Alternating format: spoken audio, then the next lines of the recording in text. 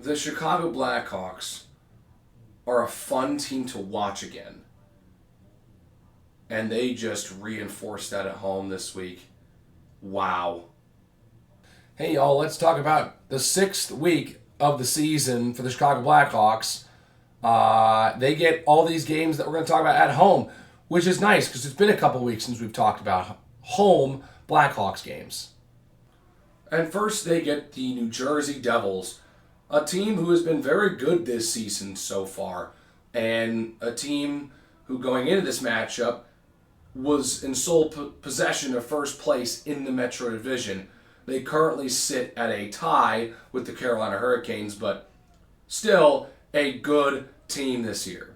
All right, you've just won 3 games in a row on the road. What do you guys have in store in your grand return back home at the United Center? A couple of highlights, that's what I'll tell you. Holy cow, what a couple of big-time moments to get this United Center crowd energized after a long time away.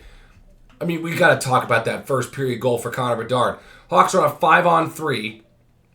Jacob Markstrom made a couple of big saves on this penalty kill for the Devils. Bertuzzi gets a rebound and decides to hand it off to Bedard. He fakes his shot, goes to Teuvo Teravainen, and Jacob Markstrom bites so hard that he is so out of the crease, he falls over as Teravainen holds and just fakes moving in, now goes sideways and passes to Bedard.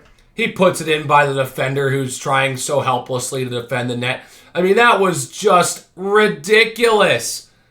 When was the last time the Chicago Blackhawks made an opposing goaltender look silly on a power play like that? Are you kidding me? That was so cool. And here's where I'm going to talk about Spencer Knight for a moment. Spencer Knight had a great first 2 periods in this game.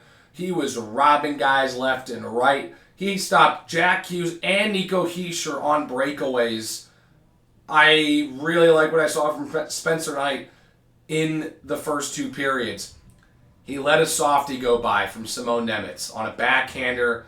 Like, it just kind of finds its way through. Like, it was kind of one of those things where you're making a lot of great saves.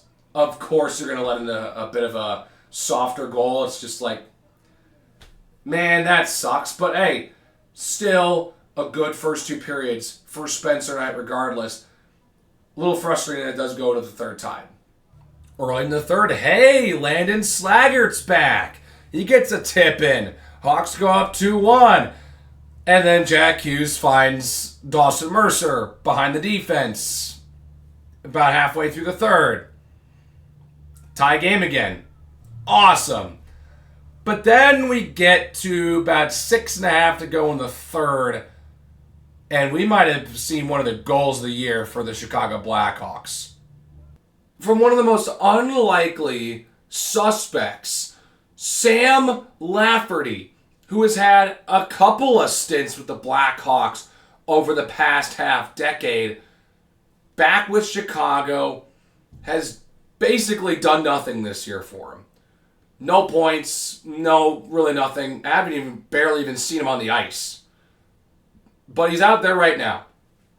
Nick Foligno gives him a great chip pass off the boards.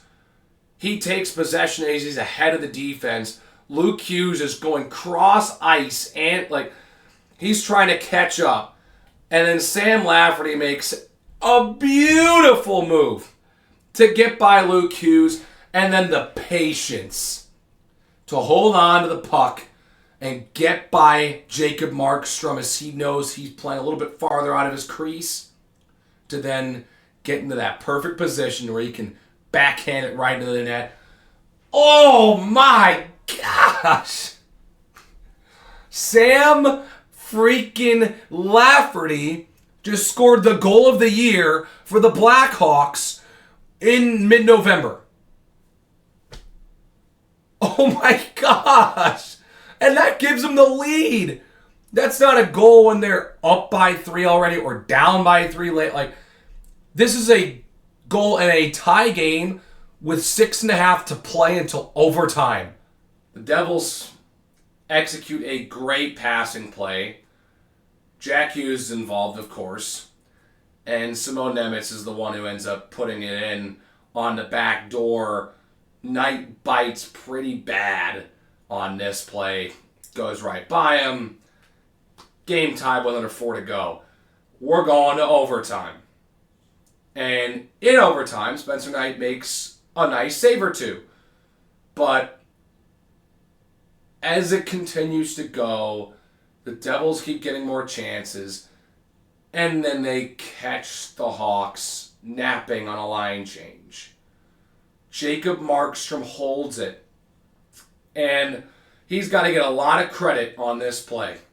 Jacob Markstrom ahead for Simone Nemec again. And now he's got a one-on-one look with Spencer Knight. He's been stopping guys one-on-one all night. Top right corner. Bang. Game over. And the Devils get out of Chicago with a 4-3 overtime win, large in part due to Simone Nemec, a defenseman, by the way, coming alive and nearly single-handedly beating them. Really unfortunate way to go down, but you know what? You're coming off a 3-game winning streak on the road. That's a pretty good Devils team right there. And you pushed it to overtime. Well, you lost in overtime. You didn't get it there. You didn't come back to get it to overtime. You had the lead, but it went to overtime. So, whatever. It's still early season. I'm okay with still getting points. Next on the docket are the Toronto Maple Leafs. And, oh man, one player sticks out to me in this one. It's Artem Levshunov. Yeah, the guy the Hawks took with their second overall pick in 2024. He's having a coming out party this season as he's getting more reps with the Chicago Blackhawks. He spent a good portion of last year with Rockford. And he's playing very well. Doesn't have a goal this season, but I don't think that really matters in my opinion because he's a defenseman.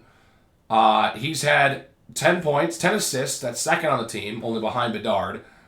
And the assist he had on the Ryan Green goal, I mean, you put that goal up to Levshunov's playmaking ability. Ryan Green's the one who just receives the pass and finishes the play.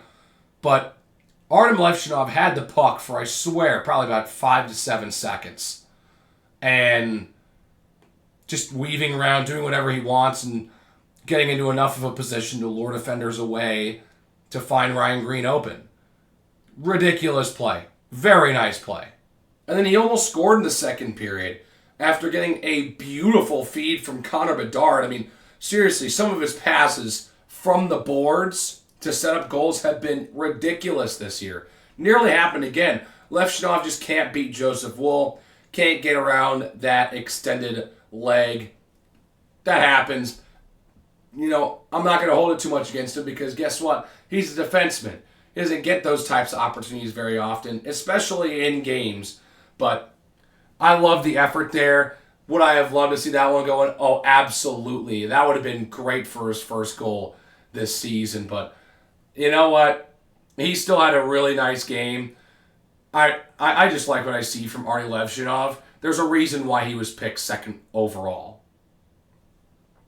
Hawks will be down at the end of 2-1 after a shot that gets partially slowed down, still ends up getting to Morgan Riley's stick, and Spencer Knight's rhythm is kind of thrown off, so he beats him. And, I mean, this team found a way to win this game, trailing and then scoring twice in the third to win this one. Dude, I really... That's something I really haven't seen too much with the Hawks recently. Come from behind wins in the third period. I just, you don't see it too often with this team, and this is a nice step in the right direction. Those who already watched the game know what I'm about to talk about. Teuvo Teravainen with a bank pass up ahead to Frank Nazar around neutral ice. Backhand poke. I mean, he just bullied Philip Myers. A backhand poke by him on the boards. Then he wrestles with him around the long way. Getting physical with it. Then backhands a pass back to Teravainen, who then just a beautiful move around Morgan Riley. Oh my gosh. Walks right in on Joseph Wool. Bang right by him in the net. Oh! The setup and the finish. That might be the best play from two players to get to a goal this season for the Blackhawks. I mean, seriously. Sam Lafferty might have the best individual effort this year for him, but Nazar and Teravainen on that goal, just wicked stuff. And that ties the game.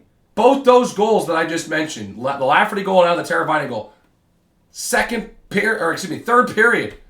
Third period in 1-goal games or tie games. That is huge. And for the rest of the period, it's both teams desperately trying to get the game-changing goal. And the Hawks have the best chance here. Frank Nazar with a beautiful lob pass to Oliver Moore, trying to make his first real big impact play with the Blackhawks. It sits out there. It's a great pass from Nazar that Moore is able to get to. Can't put it by Joseph Wool. Fine. All right. Great chance, though. So you see hope that he gets that experience and learns from it going forward. But it was with under 4.5 to go that the Hawks would end up winning this game. They're just messing around in the offensive zone at this point. Mikheyev taps it back to Crevier. He blasts one from the blue line just to see if anything works. And it does, because Colton Dach tips it down low. Make sure it goes under Joseph Wool. And it does. So how about this? Colton Dach with a game-winning goal in the final 5 minutes of regulation. Hawks hold on to win 3-2. Hey, we might not have drafted him third overall like his brother Kirby, but hey, that's a big play on a tip drill. That's really well placed. Gotta love to see it. He hasn't spent a whole lot of time in a Blackhawks sweater. He spent more time with the Ice Hogs, but hey, you can't take that moment away from him. That's a game-winning goal for the Chicago Blackhawks when there's 5 to go in the game. I like to see that for the young guy. And hey, how about the depth of this team? Coming through in big moments. Colton Dach here in this game with the game-winning goal. Sam Lafferty in the last game. I mean, I feel like this team has a little more depth than they have had the last couple years.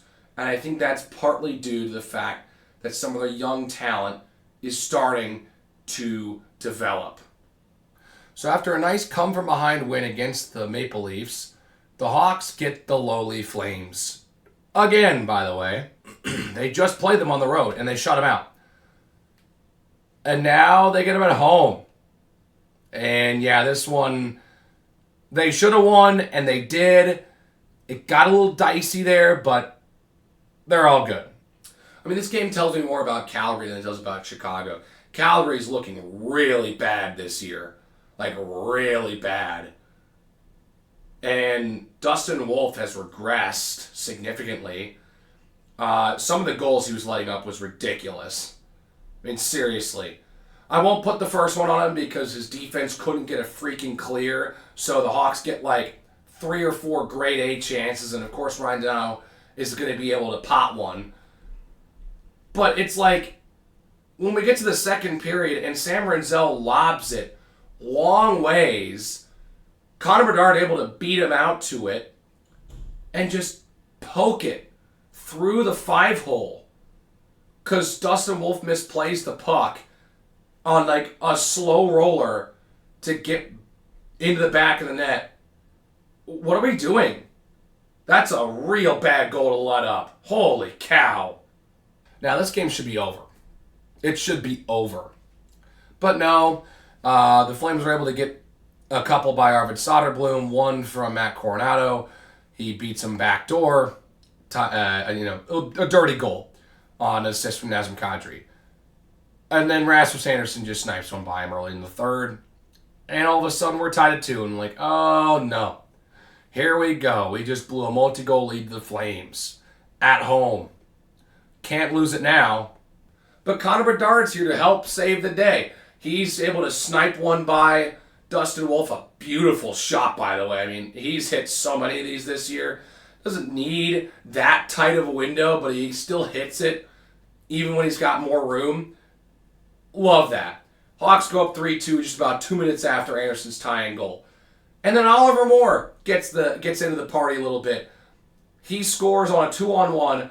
Well, he scores. I'm not going to take it away from him. I mean, it's his second pro goal. But he scores because the Calgary Flames hit it in their own net.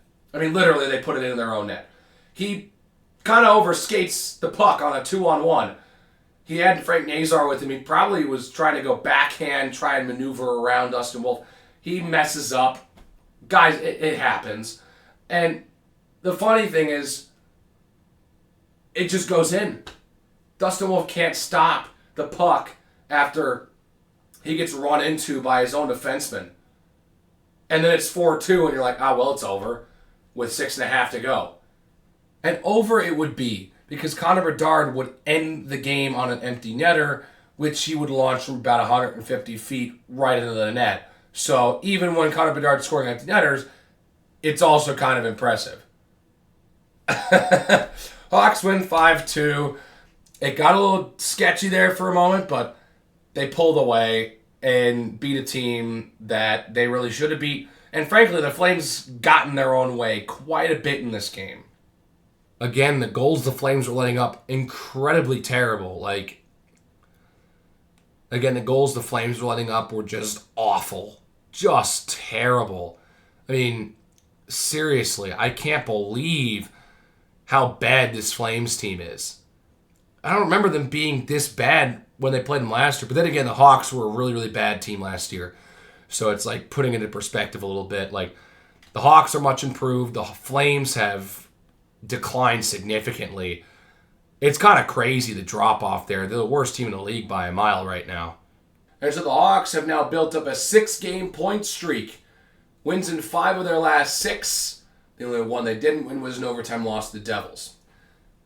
I like where this team is headed. They're currently hovering on that central 3rd seed, but right now they currently sit at the top wild card in the Western Conference. This team is not even just like in the playoff conversation around Thanksgiving. American Thanksgiving, that is, I know. But we're talking about this team's in playoff contention in mid-November. I mean, it's just nice to be here as opposed to we're a bottom 3 team in the Western Conference again. Well, that's a wrap already. It's nice to have a team that is competitive. If they don't make the playoffs this year, it's fine in my opinion, because guess what? The team has been a bottom feeder for the last 3-4 years. I mean, seriously, Connor Bedard is blossoming into a superstar this year. The guy's on an absolute tear. He scored 4 goals this week, 3 of which came against the Flames and a hat trick. But, this guy is playing out of his mind this year. Leads the team in points by a country mile. Leads the team in assists. Leads the team in goals.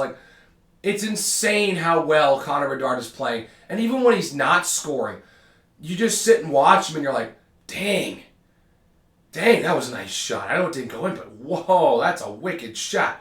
Or, I know that didn't work out as a goal, but that was a great pass. He's playing so well. And I absolutely love seeing it.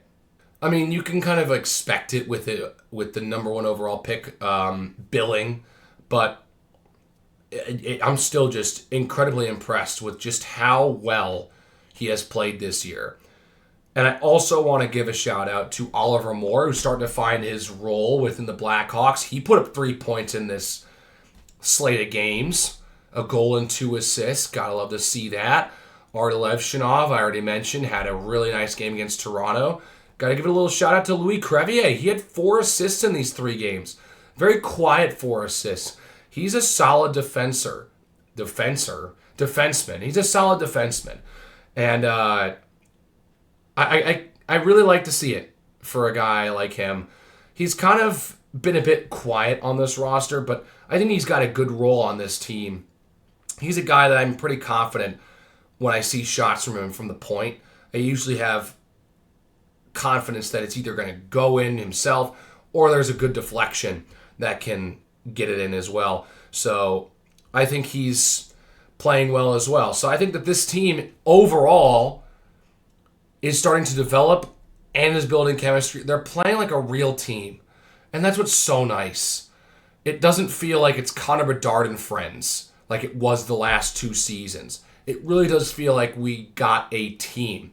And I think that's partly because some of the guys that came in at the end of last season are playing more time. And I love that. Hey, if you think this team's on the coming up and this young team is developing, wait until they get Nick Lardis, who is one of the top players in the AHL right now. I mean, seriously, that's another top prospect that they're going to get onto their team in the near future, whether it's later this season or maybe next year. That guy, I just assume, is going to play well with just how much of a tear he's been on with the Ice Hogs this year. All in all, this Hawks team's fun to watch. They're coming up with some jaw-dropping plays from some of their young players, and we're seeing guys like Ryan Donato, Teuvo Teravainen, and Tyler Bertuzzi play well in this system, and I couldn't be happier for those guys as well. Anyways, coming up for the Hawks, they get a back-to-back, which is a home and away back-to-back, which is kind of weird. They get the Kraken on Thursday, and then the Buffalo Sabres on Friday on the road. And then immediately after that, they get another 4-game homestand, and it begins with the Colorado Avalanche. I thought that this team was going to be better this year. I didn't think that they were actually going to be really, really fun to watch and like one of the brightest teams in the league right now. I thought that maybe they would be around the playoff conversation, but kind of dip out into March and kind of hover around maybe the second or third team out when it was all said and done. But now it's like they're in a playoff spot. They're playing well. I just think that this team might have a shot. Look, I know it's probably a little early to be talking about playoffs. There's still like 5 months to go in the season, all right? There's a long road ahead. But to be in a playoff spot close to Thanksgiving is very nice and very refreshing than being pretty much down and out by this time for the last 2-3 years. Anyways, I like hockey, and the Hawks are fun to watch again, and that makes my life so much better. Anyways, that's it for this one. If you like to hit the like button, hit the subscribe button if you really liked it and want to see more content from me. Keep the conversation going in the comment section below. Let me know what you think about the Hawks homestand and some of these wicked plays that they've been drawing up recently. And I'll see you all in the next one.